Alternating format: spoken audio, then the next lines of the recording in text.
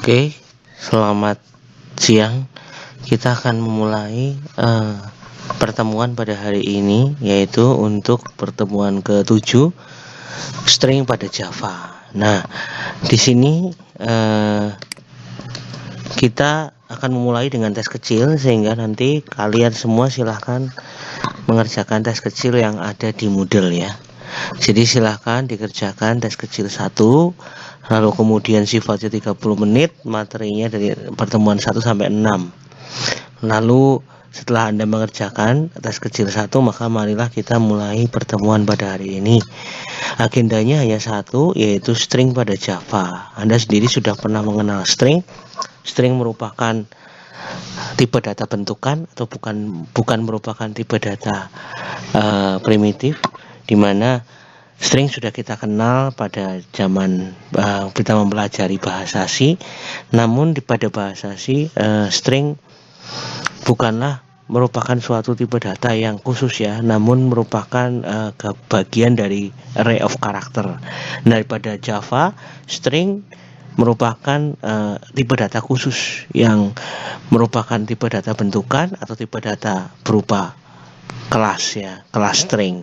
Nah, karena string pada Java merupakan kelas, maka string pada Java menggunakan S besar.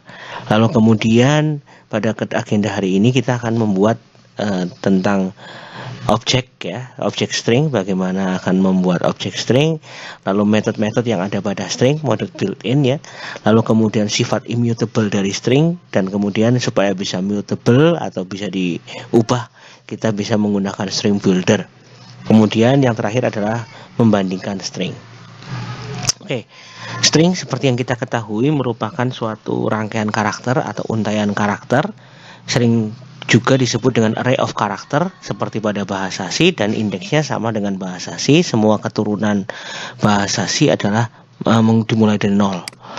Contohnya di sini pagi ini saya tidak sempat sarapan dan sebagainya. Ini adalah string karena diapit dengan menggunakan tanda petik 2. Lalu pada Java kita bisa membuat string dengan konstruktornya, yaitu kita menginisiasi objek string ya, seperti pada contoh yaitu new string Barack Obama. Bisa juga dalam bentuk array of character ya. Jadi Java memiliki beberapa konstruktor string yang bisa Anda lihat nanti. Nah, apa bedanya string dengan array of character? Pada Java, karakter dengan C kecil adalah tipe data primitif. Dia merupakan nilai literal ya, bukan objek. Sehingga char tidak memiliki metode dan properti. Namun dengan menggunakan string, maka array of character atau karakter itu diuntai menjadi satu buah array baru yang disebut dengan array of character. String sendiri merupakan suatu kelas di dalam Java yang merupakan kelas sehingga dia memiliki atribut dan metode ya. Keuntungan menggunakan string adalah tersedianya banyak metode ya, banyak atribut yang dapat memanipulasi yang sudah built-in. Misalnya bisa memiliki method length ya. Ini adalah untuk mengetahui berapa panjangnya dari suatu string, atau to lowercase untuk mengubah menjadi huruf kecil dan sebagainya. Nah, membuat objek string bagaimana caranya? Cara pertama adalah melalui instansiasi seperti biasa.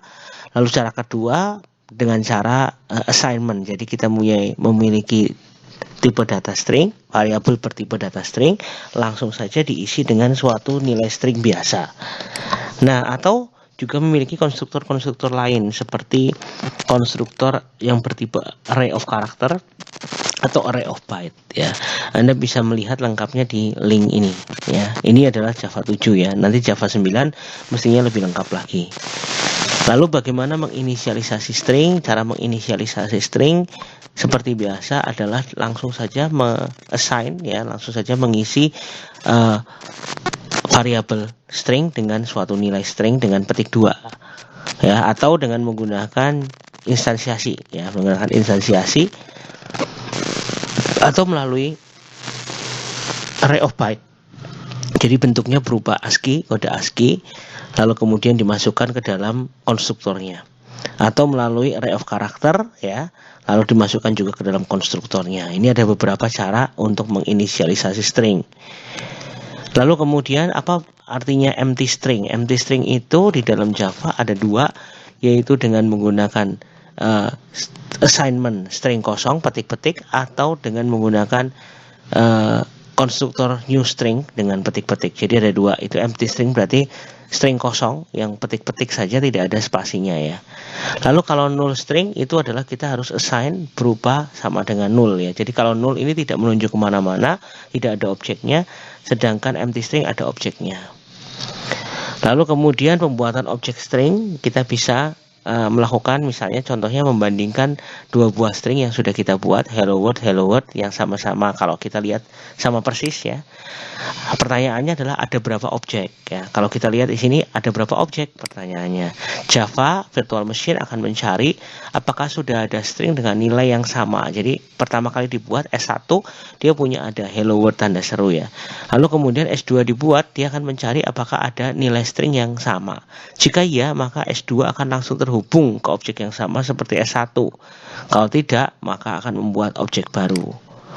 Nah, jadi ini artinya jadi objek yang sama ya. Ini string yang pertama dengan string yang kedua, S1 dan S2 kalau menggunakan assignment akan menjadi objek yang sama. Nah, beda dengan ini, keuntungannya apa gitu. Keuntungannya otomatis jadi lebih irit variabel, lebih irit memori. Namun, jika kita menggunakan konsep yang kedua, yaitu dengan dengan menggunakan konstruktor ya, konstruktor new string ini seperti ini, maka ini dianggap sebagai dua objek yang berbeda walaupun tulisannya sama. Jadi kalau ditanya ada berapa objek, berbeda dengan sebelumnya, sekarang menjadi dua objek walaupun tulisannya sama. Tapi karena kita menggunakan keyword new, maka konstruktornya akan dijalankan, lalu inisialisasi variabel dilakukan, jadi ini dua objek yang berbeda. Nah, ini terjadi karena menggunakan konstruktor ya, dengan menggunakan instansiasi. Nah, kemudian ada beberapa metode sebagian ya. Yang pertama length. Length ini merupakan metode panjang string ya, untuk mengetahui panjang string seperti yang kita biasa kenal di C, strlen misalnya, atau di Python len, len dan sebagainya. Kemudian bisa juga dengan menggunakan char-add. Char-add ini berarti untuk mengetahui per indeksnya ya. Jadi untuk mendapatkan karakter per indeksnya seperti ngeloop untuk setiap hurufnya. Nah, kemudian value of juga sama, digunakan untuk mengkonversi suatu nilai integer, float dan sebagainya menjadi string. Nah, ini beda ya, kalau char-add itu untuk mengetahui per huruf, sedangkan value of digunakan untuk mengkonversi tipe data lain, tipe data angka ya terutama, menjadi tipe data string. Lalu yang berikutnya substring. Substring itu untuk mendapatkan sub atau bagian dari string dimulai posisi start sampai dengan n-1. Lalu yang kedua adalah substring k. Ini berarti untuk mendapatkan substring dari k sampai akhir. Kalau ini kan disebutkan ya start dan end-nya. Kalau yang kedua ini awalnya saja. Lalu replace digunakan untuk mengganti karakter tertentu. Jadi dia akan mereplace, misalnya semua huruf A akan diganti dengan huruf T. Maka Anda bisa old-nya A lalu new karakternya C, T misalnya, seperti itu. Char-add tadi sudah ya.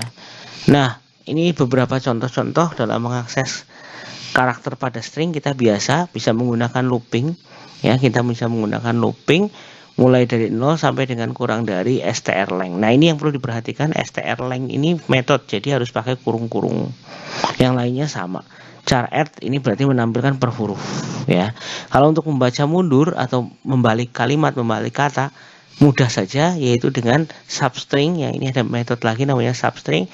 I berarti mulai dari 0, I plus 1. Dia akan mundur ya. Dimulai dari indeksnya panjangnya ya, mulai dari panjang atau paling belakang sampai 0. Lalu kemudian Anda cari substring dari I plus 1. Ini berarti untuk mendapatkan per huruf ya. Nah, kemudian bisa juga digunakan untuk mencari karakter tertentu di dalam sebuah string. Misalnya di sini disebutkan untuk char-add I sama dengan petik-petik. Berarti ini artinya jika karakter yang ke I ini adalah spasi, maka hitung ada berapa sih spasinya. Berarti dalam hal ini adalah 2. Kemudian menggandeng string atau menggabungkan string ada dua cara, yaitu dengan operator plus yang sudah kita kenal sebelumnya.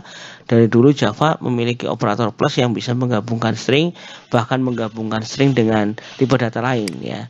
Atau dengan menggunakan metode string itu sendiri, yaitu concat. Ya, ini metode concat. Seperti di bahasa C, kita juga ada concat. Nah, menggandeng string ini yang perlu kita ketahui di dalam Java, apapun tipe datanya, jika ditambah dengan string otomatis jadi string. Jadi terjadi konversi otomatis. Contohnya ini ya, ada string, ini ada angka, ada integer ya, ini kemudian ada karakter, kita gabungkan otomatis menjadi string ya. Tipe data numerik atau selain karakter, selain string, jika digabungkan string akan menjadi string. Lalu metode berikutnya adalah split. Split itu digunakan untuk memecah string suatu kalimat besar menjadi beberapa kata atau beberapa bagian, tergantung pemecahnya. Nah, dalam hal ini contohnya pemecahnya spasi, maka akan menjadi this is my sentence. Kalau di split berdasarkan i, maka jadi th karena i-nya hilang ya, s, terus kemudian ada i lagi di sini, lalu s lagi, lalu as my ya, as my sentence, dan sekarang tidak ada i lagi. Nah, ini contohnya ya. Bisa juga dengan menggunakan regular expression. Di sini nih string split ini bisa menerima regular expression, bahkan kita bisa menggunakan apa ya, ini namanya kurung kotak ya, untuk menunjukkan bahwa kita split berdasarkan i atau e. Jadi bisa, kalau ini kan hanya i ya, kalau di sini ada i atau e, di sini artinya atau, dua-duanya dipecah ya. Lah, kemudian membandingkan string. Bagaimana cara membandingkan string? Ada dua cara. Yang pertama pakai sama dengan ya. Kalau tadi kita menggunakan sama dengan ya, berarti kita menggunakan model yang pertama, yaitu inisialisasi dengan string tanpa new. Maka ini artinya adalah apakah S1 dan S2 menunjuk pada objek yang sama? Dia dijawab ya, karena tadi di JVM akan mencari apakah sudah ada string dengan kata-kata yang sama. Kalau sudah, maka dia akan mengacu pada objek yang sama sehingga lebih irit ya. Sedangkan kalau menggunakan new string ini beda, karena kalau S1 sama dengan S2, walaupun operatornya sama, tapi dua-duanya new, berarti dua objek yang berbeda, sehingga hasilnya akan false. Jadi walaupun tulisannya hello world sama-sama persis seperti ini, tapi kalau pakai sama dengannya dua dan kita menggunakan new string, maka otomatis pasti false ya. Oke, terus kemudian di sini dia akan menampilkan tulisan beda ya, walaupun hello world. Jadi walaupun ini sama persis ya, bisa dibilang. Nah, kemudian kita juga bisa, kalau benar-benar kepengen membandingkan isinya, kontennya. Tadi kan objeknya ya. Jadi kalau pakai sama dengan ini yang dibandingkan objeknya. Ya, ini dibandingkan objeknya. Sedangkan kalau kita mau membandingkan kontennya, isinya, kita bisa menggunakan metode equals atau equals ignore cache. Apa artinya equals? Equals itu berarti membandingkan dua buah konten string, tapi tidak memperhatikan memperhatikan huruf besar kecil. Jadi kalau hurufnya beda sedikit sudah salah. Tapi kalau equals ignore cache berarti membandingkan dua konten string tapi benar-benar cuek dengan huruf besar kecil. Jadi dianggap sama ya. Oke, seperti itu. Lalu sifat string adalah immutable. Artinya immutable adalah bahwa kita tidak bisa mengubah variabel yang sudah kita buat S1 sebelumnya ini tidak bisa kita ubah, immutable. Setiap kali berubah nilai S1 menunjuk pada objek yang baru. Jadi kalau Anda seperti ini S1-nya dia akan S1 variabel ini akan membuat objek yang berbeda-beda gitu. Jadi sebenarnya dia tidak bisa diubah objeknya. Sekali pesan di dalam memori langsung pesan selama-lamanya. Sehingga model seperti ini akan menghabiskan banyak memori, sehingga garbage collector akan bekerja lebih keras ya. Nah, untuk bisa mencegah supaya memorinya tidak terlalu habis, maka kita bisa menggunakan kelas lain yang mirip dengan string, namun sifatnya mutable, yaitu namanya string builder.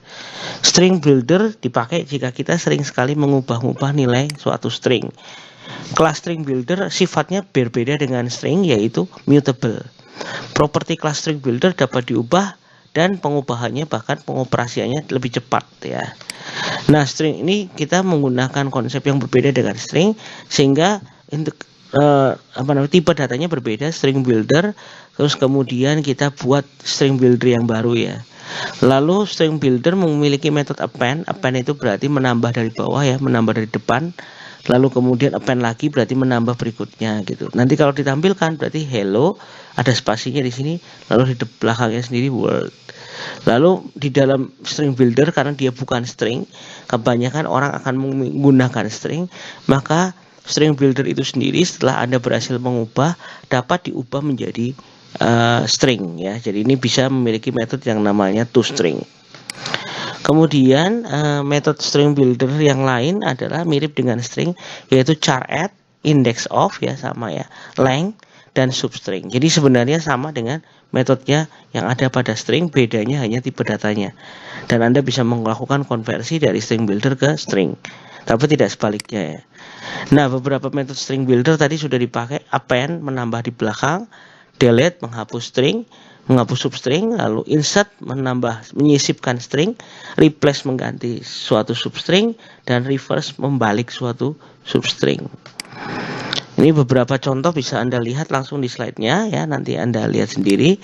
Lalu bedanya apa sih antara string dan string builder?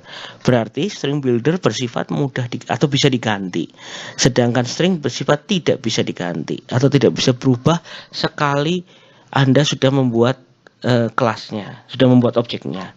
Lalu kemudian yang kedua adalah bisa lebih sulit digunakan karena